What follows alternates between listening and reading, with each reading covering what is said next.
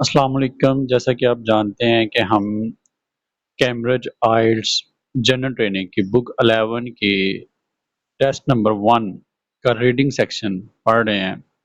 तो आज हम रीडिंग के सेक्शन नंबर 3 को देखेंगे, जिसमें क्वेश्चन है 28 टू 40। ये सेक्शन लिटिल बिट डिफ़िकल्ट है।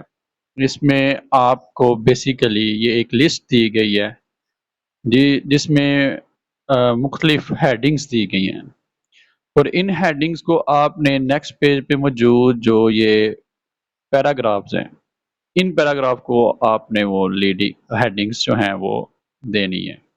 तो how we can do this section, let's see. सबसे पहले आपने जो इंस्ट्रक्शंस हैं वो ज़रूर पढ़नी है। तो वो पढ़ते हैं, the text on page 28 29 has 7 section A to G. ये जो आगे टेक्स्ट है वो उसके 7 सेक्शन है, ए टू जी हैं। Choose the choose the correct heading for each section from the list of headings below। तो आपने हर एक सेक्शन के लिए इन हेडिंग्स में से कोई एक हेडिंग चुननी है। Right the correct number 1 to 10 in boxes 28 34 on your answer sheet. आपके आंसर शीट में जो बॉक्सेस हैं उनमें आपने 28 से 34 तक ये नंबर लिखने हैं, 1 to 10, जो बेसिकली हेडिंग्स के नंबर हैं। इसको आप कैसे करेंगे, हम इस वीडियो में सीखने की कोशिश करते हैं। आए एक पैराग्राफ हम पढ़ते हैं और देखते हैं कि हम इसको कैसे हमने इसको हेडिंग देनी है। कुछ टेक्निक्स हैं जो अपने माइंड में रखनी है। आए इसको पढ़ते हैं। तो टाइटल को पढ़ लें, the zebras long walk across Africa. Africa में होने वाली ज़ेब्रा की जो एक कह लें कि सफ़र है, उसके ऊपर लिखा गया है। James Gifford investigates some interesting new research into migration pattern of zebras living in Botswana in southern Africa. So this is not important. What is important for you? This A। और इसके बाद जो सेक्शन आ रहा है ये important है क्योंकि आपने इसको हेडिंग देनी है। तो आए सीखते हैं कि हमने इस पैराग्राफ को हेडिंग किस तरह देनी है। कौन से वर्ड हैं, कौन से इसमें पॉइंट हैं जो हमें बताएंगे कि कौन सी हेडिंग इस पैराग्राफ के लिए है। तो पढ़ते हैं, for any animal to travel over 270 kilometre in Botswana partly across the sand and low bush terrain of the Kalahari desert is a remarkable achievement. किसी भी जानवर के लिए बोत्सवाना में 270 किलोमीटर सफर करना ऐसी जमीन पर जहाँ का जिसका कुछ हिस्सा रेतला और कुछ हिस्से में झाड़ियाँ हैं, और उस ज़मीन का नाम क्या है, Kalahari desert.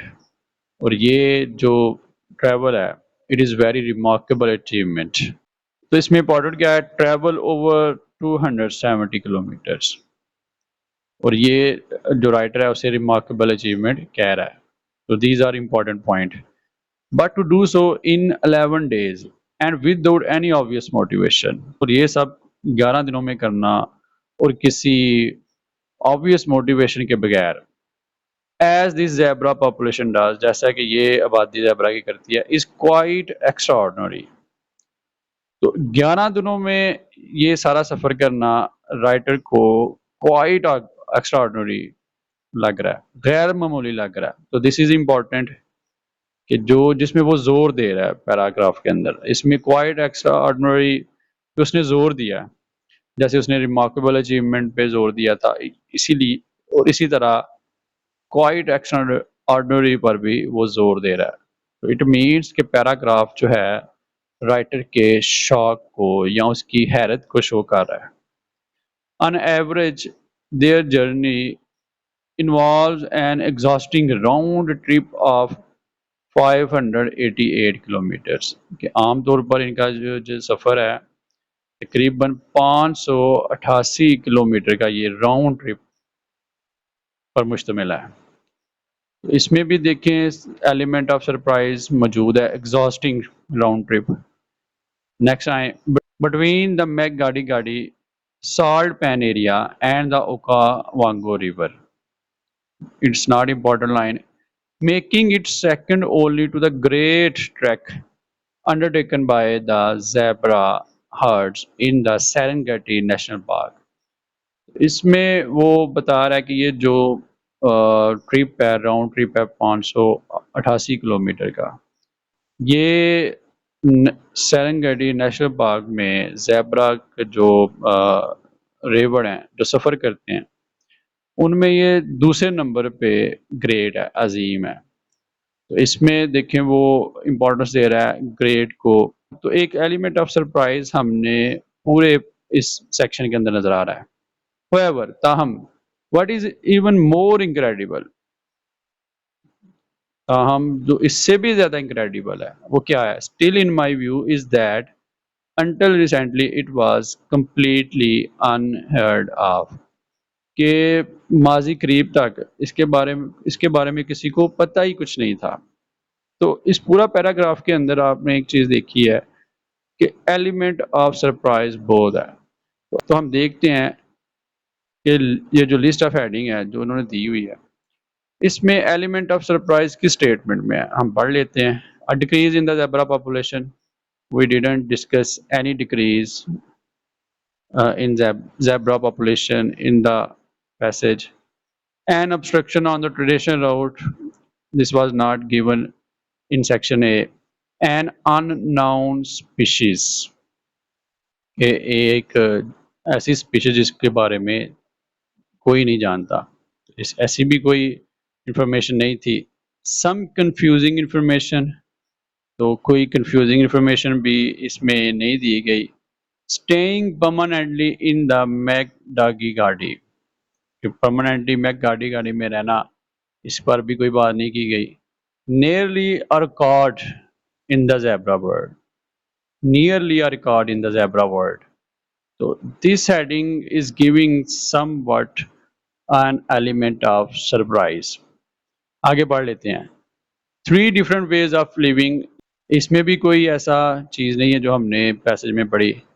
The original aim of the work, aim के बारे में भी हमने कोई रेफरेंस नहीं पढ़ा। How was the information passed on, information को कैसे आगे मुंतकिल किया जाता है, तो ये भी ऐसा कोई रेफरेंस हमने नहीं पढ़ा। Why it is important to study zebras, zebras को पढ़ना क्यों चाहिए, तो वाई को भी हमने इस पैसेज में नहीं देखा। तो इसमें एक ही हेडिंग है जिसमें हमें एलिमेंट ऑफ सरप्राइज नजर आता है और वो है 6।